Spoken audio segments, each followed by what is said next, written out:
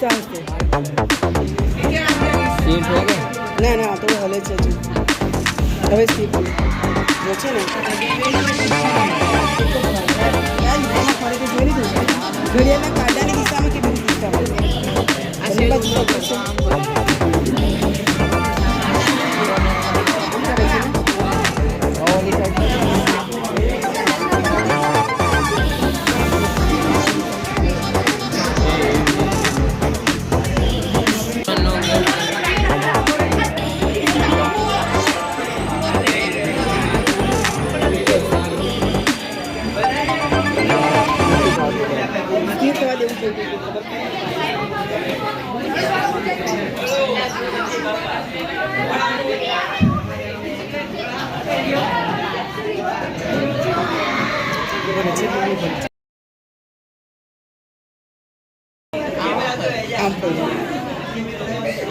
આમ કર્યું ને હવે ફરીથી જો અસ્થિર થાય.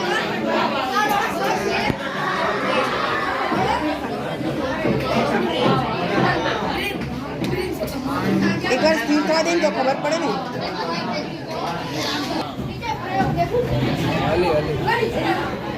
આ સાઈડ પર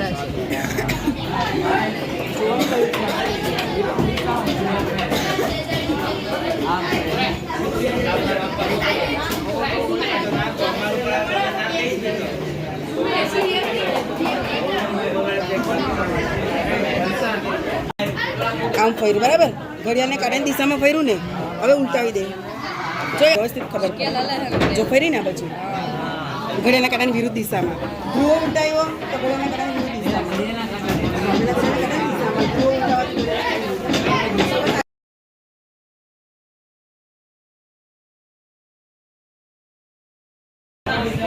બેન્ચ નહીં હલાવતા અને સ્થિર થવા દેવું.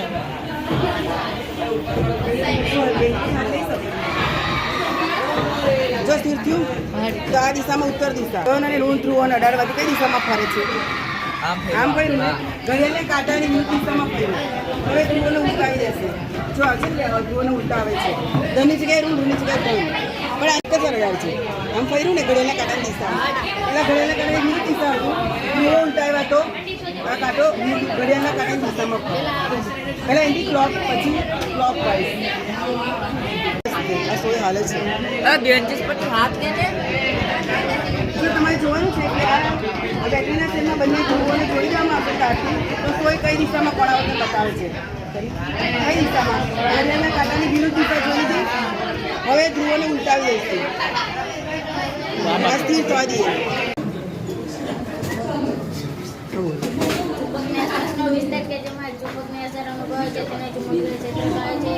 ડોક્ટરનો ભૂકો જે રેખા પર ગોઠવાયેલો હોય છે તેને ચુંબકીય ક્ષેત્ર